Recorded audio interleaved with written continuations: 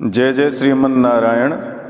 आज की इस वीडियो में माघ मास कृष्ण पक्ष में पड़ने वाली षट्टिला एकादशी के व्रत महात्म्य, व्रत विधि तथा कथा का श्रवण करेंगे, जो कि संस्कृत एवं हिंदी में होगी। जैसा कि आपको पता है कि हमारे चैनल पर सभी एकादशियों के व्रत महात्म्य कथा का हिंदी और संस्कृत में प्रसारण किया जा रहा है।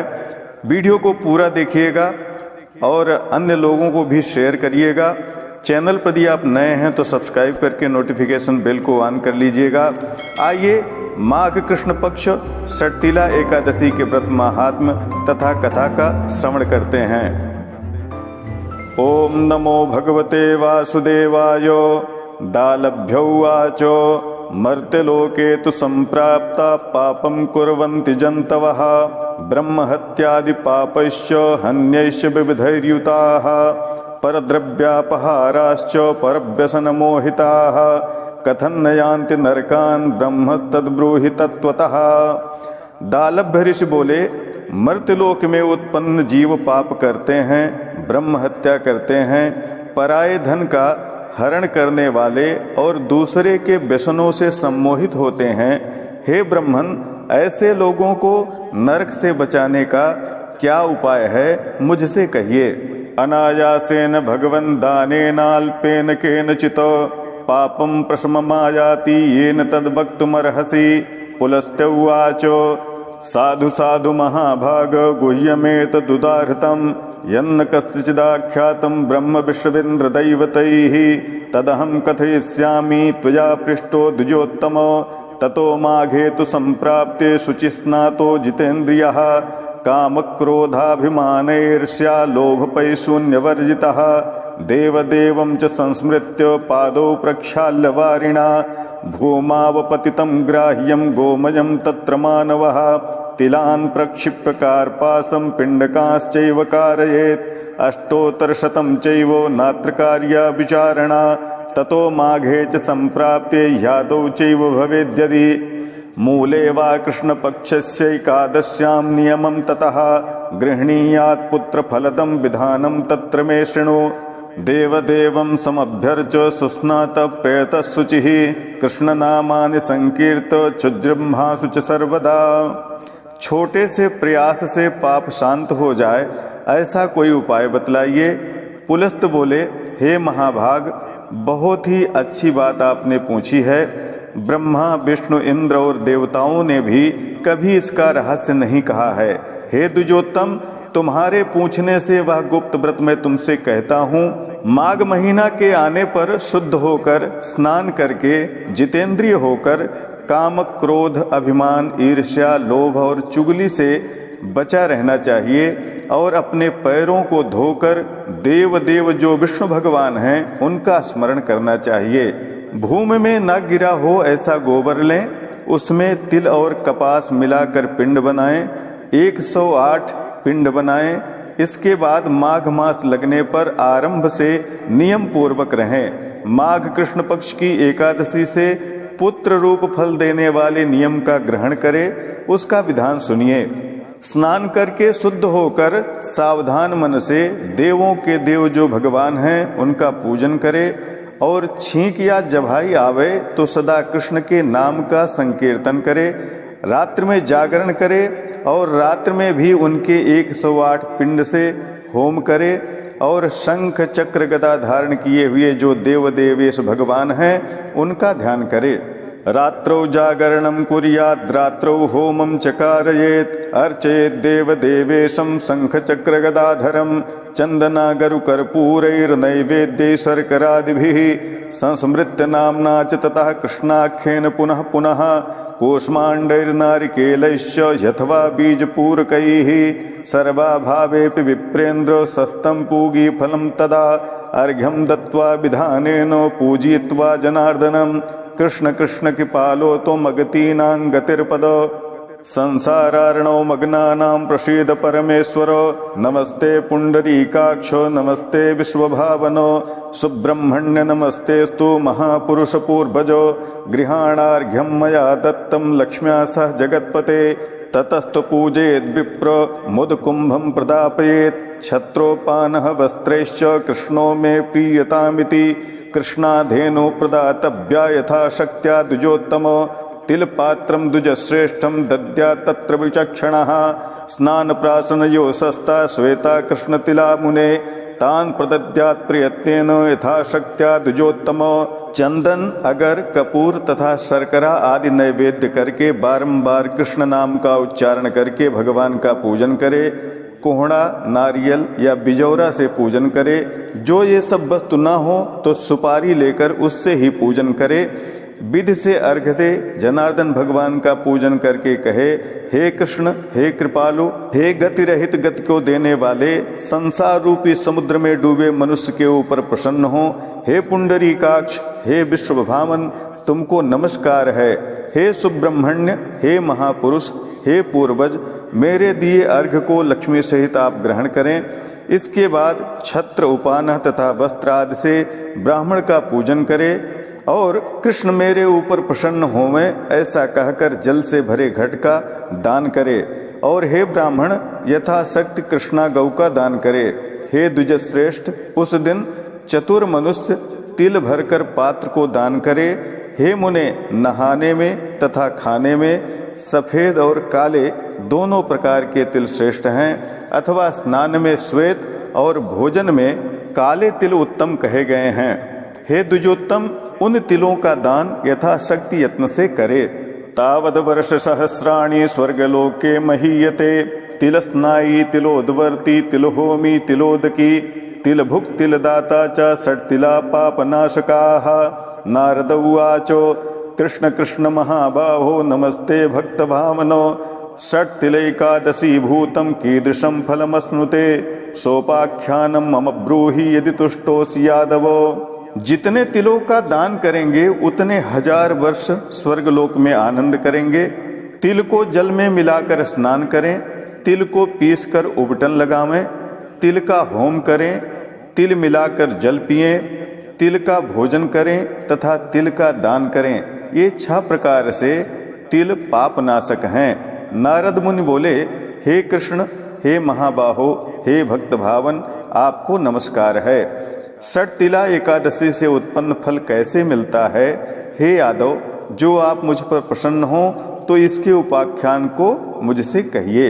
श्री कृष्ण उवाचो शृणु ब्रह्मण्यथा वृत्तं दृष्टं तत्कथयामि ते मृत्युलोके पुरा ह्यासीत् ब्राह्मणी तत्र नारद व्रतचर्यरता नित्यं देवपूजा रता सदा मासोपवास निरता मम भक्ता च सर्वदा कृष्णोपवास संयुक्ता मम पूजा परायणा शरीरम क्लेशितम नित्यमुपवासैर्द्विजोत्तम।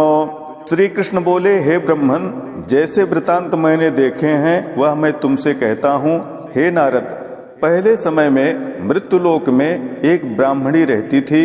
वह सदा व्रतों के करने में और देव पूजा में लगी रहती थी। सदा वह मेरी भक्त महीने भर के व्रत करने में तत्पर रहती थी। कृष्ण का व्रतोपवास करती पूजा में परायण हो गई थी। हे द्विजोत्तम, सदा व्रत करने से उसका शरीर क्लेशित हो जाता था। दीनानां ब्राह्मणानां च कुमारीणां च भक्तितः गृहादिकं प्रयच्छन्ति सर्वकालं महामतिः अतिकृक्षरता सा तु सर्वकालेषु वै द्विजो शुद्धमस्या शरीरं हि व्रतैकृक्षैर्न संशयः अर्थिनं वैष्णवं लोकं कायक्लेशेन वैतया न दत्तमन्नदानं हि येन तृप्ति परा भवेत् एतज्जिज्ञासया ब्रह्मन् मृत्युलोकमुपागतः कापिलं रूपमास्थाय भिक्षापात्रेण याचिता। वह अति बुद्धिमती स्त्री दीन ब्राह्मणों को और कुमारियों को भक्ति पूर्वक घर आदि का सदा दान देती थी। हे द्विज, वह अति कठिन व्रतों में तत्पर हुई। व्रत करके और कृच्छ करके उसका शरीर शुद्ध हो गया था और उसने काया के क्लेश से किसी वैष्णव ब्राह्मण को अन्न दान नहीं दिया जिससे परम तृप्ति होती है। हे ब्रह्मन, इस बात को जानने के लिए ऐसी इच्छा करके मैं मृत्युलोक में आया और कपिल ब्राह्मण रूप धरकर मैंने उससे केवल भिक्षा मांगी। ब्राह्मण्योवाचो कस्मात् तुमागतो ब्रह्मन् बदीयस्मात् समागतः पुनरेव मया प्रोक्तं देहि भिक्षां च सुंदरी तया कोपेन महता मृतपिंडस्ताम्रभाजने क्षिप्तो यावत्तया देव्या पुनः स्वर्गं गतो द्विजः ततः कालेन महता तापसी सुमहाव्रता कदाचित् स्वर्गमायाता भृतचर्या प्रसादतः मृतपिण्डस्य प्रभावेणो गृहं प्राप्तं मनोरमं संजातं चैव विप्रसे धान्यकोशादिवर्जितम्। ब्राह्मणी बोली कि हे ब्राह्मण, तुम कहाँ से आए हो? जहाँ से आए हो उसे बतलाओ। परंतु मैंने फिर कहा कि हे सुंदरी, मुझे भिक्षा दीजिए। हे द्विज, उसने बहुत क्रोध करके एक मिट्टी का पिंड हमारे ताम्र पात्र में डाल दिया। फिर हम स्वर्ग को गए। उसके पीछे बहुत काल में बड़ा व्रत करने वाली वह तापसी व्रत करने के प्रसाद से स्वर्ग को प्राप्त हुई। मिट्टी के पिंड के प्रभाव से उसने सुंदर मनोरम घर पाया।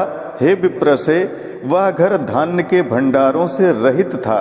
गृहं यावन् निरीक्षेतो न किंचित तत्र पश्यति तावद् गृहाद् विनिष्क्रांता ममान्ते चागता द्विजो क्रोधेन महताविष्टा त्विदं वचनमब्रवीत् मया व्रतैश्च कृच्छैश्च उपवासैरनेकशः पूजयाराधितो देवा सर्वलोकस्य भावनः न धनं दृश्यते किंचित् गृहे मम जनार्दन ततश्चोक्ता मया सा तु गृहं गच्छ यथागतम् आगमिष्यन्ति सुतरां कौतूहल समन्विताः देवपत्न्यस्तु त्वां द्रष्टुं विस्मयेन समन्विताः द्वारं नोद्घाटनीयं हि षट्थिला पुण्यवाचनात् एवमुक्त्वा गता सा तु यदा वै मानुषी तदा अत्रान्तरे समाजाता देवपत्न्यश्च नारद ताभिश्च कथितं तत्र त्वां द्रष्टुं हि समागताः द्वारमुद्घाट्य त्वं च पश्यामस्त्वां शुभानने। उसने घर को देखा, उसमें कुछ भी नहीं था। हे ब्राह्मण, तब वह घर से बाहर निकलकर हमारे पास आई। बड़े क्रोध से भरी हुई वह वचन बोली, अनेक व्रत मैंने किए, चांद्रायण कृच्छ करके उपवास करके अनेक बार सब लोकों के स्वामी जो देवदेव विष्णु हैं उनका आराधन किया। हे जनार्दन, मेरे घर में किंचित भी धान्य नहीं है। तब मैंने उससे कहा कि तू बहुत शीघ्र अपने घर को जा। बड़े कौतूहल से देवताओं की स्त्रियां आएंगी। जब देवताओं की स्त्रियां विस्मय युक्त हो तुझे देखने को आवें, तब तू द्वार मत खोलना। षट्तिला एकादशी का पुण्य मांगना। भगवान द्वारा ऐसे कही गई। वह मानुषी जब अपने घर में गई, तब हे नारद, उसी समय वह देव पत्नियां आईं। उन्होंने उससे कहा कि हम तुम्हें देखने आई हैं, द्वार खोलो। हे सुंदरी, हम तुमको देखना चाहते हैं। मानिष्युवाचो यद द्रष्टुम मया कार्यम सत्यम वाच्यम विशेषतः ददन्तु षट्तिला पुण्यम द्वारोद्घाटन कारणात् एकापि तत्र नावादीत् षट्तिल व्रत नामतः अन्नया कथितं तत्र द्रष्टव्या मानुषी मया ततो द्वारं समुद्घाट्य दृष्ट्वा ताभिश्च मानुषी न देवी न च गंधर्वी नासुरी न च पन्नगी दृष्ट्वा पूर्वं मया नारी ईदृशी च द्विजर्षभ। वह मानुषी बोली कि तुम मुझे देखना चाहती हो तो षट्तिला का पुण्य मुझे प्रदान करो, तब मैं द्वार को खोलूंगी। षट्तिला व्रत के नष्ट हो जाने से वहां एक भी नहीं बोली। एक देवी ने कहा कि हमें मानुषी देखनी है, इसलिए मैं षट्तिला का पुण्य तुम्हें दूंगी। उसके बाद द्वार खोल करके उसने मानुषी को देखा। वह देवी नहीं थी, गंधर्वी नहीं थी, आसुरी नहीं थी, न ही पन्नगी थी। हे द्विज श्रेष्ठ, पहले तो मुझे वह साधारण नारी जैसी दिखाई दी, फिर वह क्षण मात्र में ही रूप और कांति से युक्त हो गई। उसके घर में धन धान्य वस्त्र सुवर्ण तथा चांदी यह सब भर गया और षट्तिला के प्रभाव से उसका घर सर्व वस्तुओं से संपन्न हो गया। अति तृष्णा नहीं करनी चाहिए, धन की सठता से वर्जित रहना चाहिए, अपने वित्त के अनुसार तिल और वस्त्र आदि का दान करना चाहिए, अपने जन्म जन्म में आरोग्यता की प्राप्ति करनी चाहिए। ऐसा करने से दरिद्रता नहीं होती, दुर्भाग्य नहीं होता। हे द्विज श्रेष्ठ, षट्तिला का व्रत करने से कष्ट भी नहीं होता। रूप कांति समायुक्ता क्षणेन समुपद्यतो धनम धान्यम च वस्त्रादि सुवर्णम रौप्यमेव च सर्वं गृहं सुसंपन्नं षट्तिलाजा प्रसादतः अति तृष्णान कर्तव्या वित्तशास्त्रं विपर्जेत् आत्मवित्तानुसारेण तिलान् वस्त्रान् दापयेत् लभते चैव आरोग्यं ततो जन्मन जन्मनि दारिद्र्यं न च कष्टं वै न च दौर्भाग्यमेव च न भवेद् वै द्विजश्रेष्ठ षट्तिलाजा उपोषणात् अनेन विधिना राजस्तिलदानाद संशयः मुच्यते पातकै सर्वैर्नात्र कार्या विचारणा। सटतिला एकादशी के करने से दरिद्रता नहीं होती, कष्ट नहीं होता। हे राजन, इस प्रकार तिल का दान करने से सभी पातक छूट जाते हैं, इसमें कुछ भी संशय नहीं है। जो अच्छी तरह से विधि पूर्वक दान किया जाता है उसका फल अवश्य मिलता है। दानंच विधिना सम्यक सर्व पाप प्रणाशनम नानर्थभूतो नाजासा शरीरे मुनिषत्तमो। भगवान कहते हैं कि इस तरह से सटतिला एकादशी का व्रत करने से, दान करने से समस्त पाप नष्ट हो जाते हैं। हे मुनि श्रेष्ठ, इससे कोई अनर्थ नहीं होता और शरीर में भी कोई दोष नहीं होता। इस तरह से भविष्योत्तर पुराण में माघ कृष्ण पक्ष की सटतिला एकादशी का महात्म वर्णन किया गया है। बोलिए श्री कृष्णचंद्र भगवान की जय। ओम नमो भगवते वासुदेवाय। इसी तरह की प्रामाणिक जानकारियों के लिए बने रहें हमारे साथ। नमस्कार। जय विश्वनाथ।